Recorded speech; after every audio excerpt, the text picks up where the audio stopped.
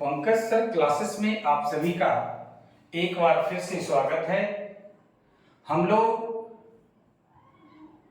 वर्ग दशम के दूसरा चैप्टर प्रकाश का अपवर्तन सब्जेक्टिव और डिस्क्रिप्टिव टाइप क्वेश्चन हर एक टॉपिक का विस्तार पूर्वक हम लोगों ने अध्ययन कर लिया। आज के क्लास में हम लोग इस चैप्टर का जो वस्तुनिष्ठ प्रश्न है, ऑब्जेक्टिव प्रश्न है, हम लोग उसके विषय में जानेंगे। और अगर आप वीडियो के अंत तक बने रहेंगे तो मैं आपको विश्वास दिलाता हूं कि आपका एक भी प्रश्न ऑब्जेक्टिव टाइप का कोई भी एग्जाम हो, इस चैप्टर से रिलेटेड जो भी प्रश्न पूछा जाएगा आप उसका जवाब देने में सक्षम हो पाएंगे। एक एक प्रश्न को हमने आपके समक्ष प्रस्तुत किया है, आप उसको ध्यान पूर्वक देखें। जो लोग नए हैं वो चैनल को जरूर सब्सक्राइब करें। वीडियो अगर अच्छा लगे तो लाइक और शेयर जरूर करेंगे। आइए हम लोग बिना देर किए हुए टॉपिक पर आते हैं। चैप्टर है प्रकाश का अपवर्तन, रिफ्रैक्शन ऑफ लाइट। हम लोगों ने पढ़ चुके हैं। अब आइए पहला जो प्रश्न है, हम लोग चैप्टर के अंदर से प्रश्न को निकाले हैं और मेरा प्रयास है कि आपका इस चैप्टर से जो भी प्रश्न पूछेगा आप उसका जवाब देने में सक्षम हो पाएंगे। पहला प्रश्न है कि प्रकाश की चाल निर्वात या शून्य या मुक्त आकाश में कितना होता है? 3 लाख किलोमीटर प्रति सेकंड होता है, यानी प्रकाश 1 सेकंड में 3 लाख किलोमीटर की दूरी तय करती है। और ये भी इससे रिलेटेड एक प्रश्न है, जान लीजिए। आपसे ये भी पूछा जा सकता है कि प्रकाश की चाल सबसे अधिक कौन सा माध्यम में होता है? आपका जवाब होगा शून्य में या निर्वात में या फिर मुक्त आकाश में। आइए पहला प्रश्न हम लोगों ने देखा। दूसरा देखिए कि प्रकाश की चाल पानी में कितना होता है, जल में कितना होता है? आपका जवाब होगा 2,25,000 किलोमीटर प्रति सेकंड। तीसरा जो प्रश्न है वो है कि प्रकाश की चाल कांच में कितना होता है? तो आपका आंसर होगा, आपको जवाब देना है 2 लाख किलोमीटर प्रति सेकंड। चौथा जो प्रश्न है कि प्रकाश की किरण सघन माध्यम से, सघन माध्यम अगर हम कांच और वायु की अगर चर्चा करें तो कांच सघन माध्यम होगा, वायु विरल माध्यम होगा। तो वही प्रश्न है, बहुत ही इंपॉर्टेंट नेचर का क्वेश्चन है कि प्रकाश की किरण जब सघन माध्यम यानी कांच से विरल माध्यम यानी वायु में प्रवेश करती है या गुजरती है उधर से होकर, तो क्या होता है? आपका जवाब होगा, इसका जवाब होगा कि अविलंब से दूर मुड़ जाती है, अविलंब से दूर हट जाती है। हम लोग डिस्क्रिप्टिव क्वेश्चन में अपवर्तन टॉपिक के अंतर्गत इसको हम लोगों ने देखा था कि जब प्रकाश की किरणें सघन माध्यम से विरल माध्यम में कांच से वायु में जब प्रवेश करती है तब क्या होता है? अविलंब से दूर मुड़ जाती है। अगला जो प्रश्न है, 5 नंबर जो प्रश्न है कि प्रकाश की किरण जस्ट 4 का उलट है, 4 का अपोजिट है कि प्रकाश की किरणें जब विरल माध्यम से सघन माध्यम में प्रवेश करती है तो क्या होता है? विरल माध्यम जैसे मान लीजिए वायु है तो सघन माध्यम उसकी अपेक्षा में ये कांच होगा। तो जब प्रकाश की किरणें वायु से कांच में प्रवेश करती है, विरल माध्यम से सघन माध्यम में प्रवेश करती है, तब क्या होगा? आपको जवाब देना है कि तब प्रकाश की किरणें अविलंब की ओर मुड़ जाती है। छठा जो प्रश्न है वो है कि जब कोई प्रकाश की किरण 2 माध्यमों को अलग करने वाली सतह के लंबवत पड़ती है तो क्या होता है? तो इसका जवाब आपको देना है कि बिना मुड़े सीधी निकल जाती है, बिना अपवर्तन के सीधी निकल जाती है। 7 नंबर प्रश्न है कि आपतित किरण और निर्गत किरण के बीच लंबवत दूरी को क्या कहा जाता है?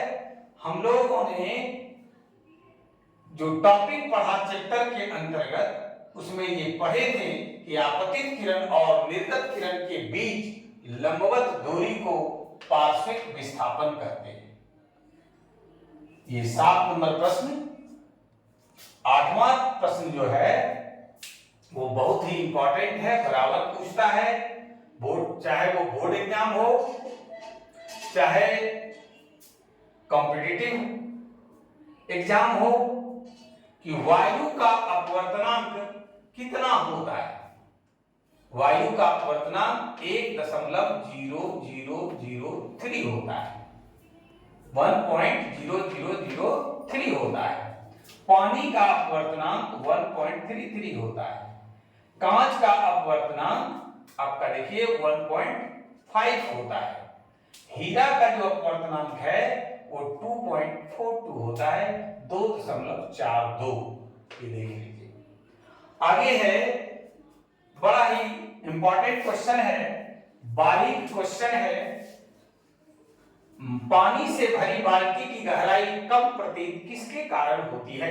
आप भी देख सकते हैं कि जब बाल्टी जो है वो पानी से भरी हुई होती है, पानी बिल्कुल अस्थिर होने दीजिए, उसके बाद अगर आप गौर करेंगे तो नीचे का पेंदी आपको ऊपर उठा हुआ प्रतीत होता है और ये प्रकाश के अपवर्तन के कारण होता है। उसमें वायु से विरल माध्यम से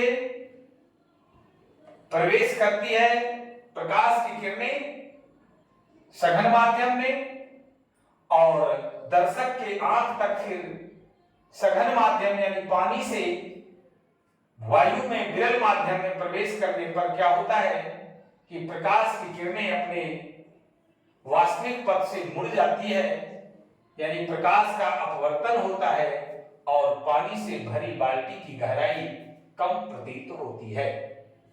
10वां जो प्रश्न है कि किसी कोण पर झुके दो समतल पृष्ठों के बीच घिरे किसी पारदर्शक माध्यम को क्या कहा जाता है? तो हम लोग इसको पढ़ चुके हैं, प्रिज्म कहते हैं। किसी कोण पर झुके दो समतल पृष्ठों के बीच घिरे किसी पारदर्शक माध्यम को प्रिज्म कहा जाता है। अगला प्रश्न है, बहुत ही इंपॉर्टेंट नेचर का क्वेश्चन है, VVI भी कह सकते हैं, वेरी वेरी इंपॉर्टेंट, कि आपतित किरण तथा निर्गत किरण के बीच के कोण को क्या कहते हैं? तो आपतित किरण तथा निर्गत किरण के बीच के कोण को विचलन कोण कहते हैं, एंगल ऑफ डेविएशन कहा जाता है। 12 नंबर प्रश्न है कि किस लेंस को अभिसारी लेंस कहा जाता है? तो हम लोगों ने पढ़ चुका है कि उत्तल लेंस को अभिसारी लेंस कहा जाता है, कारण उत्तल लेंस के द्वारा प्रकाश की किरणों को एक जगह अभिसारित करने का काम किया जाता है। अगला जो प्रश्न है कि किस लेंस को अपसारी लेंस कहा जाता है? तो जवाब होगा अवतल लेंस, कारण अवतल लेंस के द्वारा प्रकाश की किरणों को अपसारित कर दिया जाता है, फैलाने का काम किया जाता है, इसलिए अवतल लेंस को अपसारी लेंस कहा जाता है। अगला है कि वास्तविक प्रतिबिंब वस्तु की अपेक्षा हमेशा क्या होता है? तो हम लोग जानते हैं कि वास्तविक प्रतिबिंब वस्तु की अपेक्षा हमेशा उल्टा होता है। एक चीज और जान लीजिए कि वास्तविक प्रतिबिंब को पर्दे पर प्राप्त किया जा सकता है, आभासी या काल्पनिक प्रतिबिंब वस्तु की अपेक्षा हमेशा सीधा होता है, काल्पनिक या आभासी प्रतिबिंब को पर्दे पर प्राप्त नहीं किया जा सकता है। ये आपका 15 नंबर प्रश्न था कि काल्पनिक या आभासी प्रतिबिंब वस्तु की अपेक्षा हमेशा सीधा होता है और ये पर्दे पर प्राप्त नहीं किया जा सकता है। काल्पनिक या आभासी प्रतिबिंब पर्दे पर प्राप्त नहीं किया जा सकता है। अगला जो प्रश्न है कि उत्तल लेंस के सामने फोकस पर रखी वस्तु का प्रतिबिंब कहां बनता है।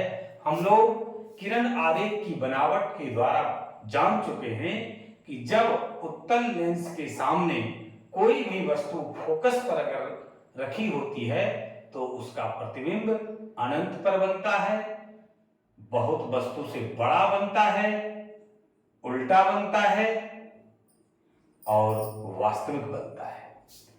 इसी का रिवर्स क्वेश्चन आपसे किया जा सकता है कि उत्तल लेंस के सामने अनंत पर अगर कोई वस्तु रखी हुई है तो उसका प्रतिबिंब कहां बनेगा, तो उसका प्रतिबिंब फोकस पर बनता है, वस्तु से बहुत ही छोटा बनता है।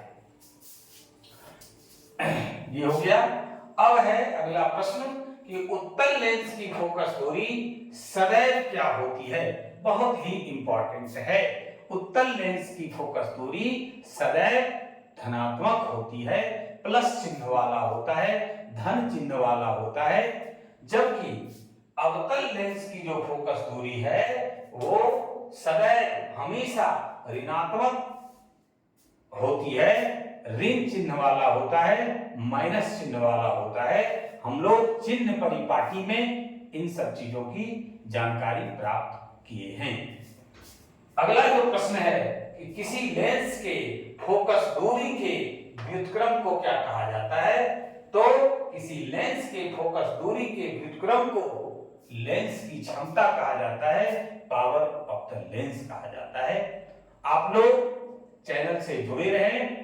आपका एक भी प्रश्न, चाहे वो सब्जेक्टिव हो, ऑब्जेक्टिव हो या न्यूमेरिकल्स हो, एक भी प्रश्न छूटेगा नहीं। हर टॉपिक की जानकारी विस्तार पूर्वक दी जाएगी। आप चैनल से जुड़े रहें और अगर चैनल पर नए हैं तो चैनल को सब्सक्राइब जरूर करें। आज की क्लास में बस इतना ही। धन्यवाद।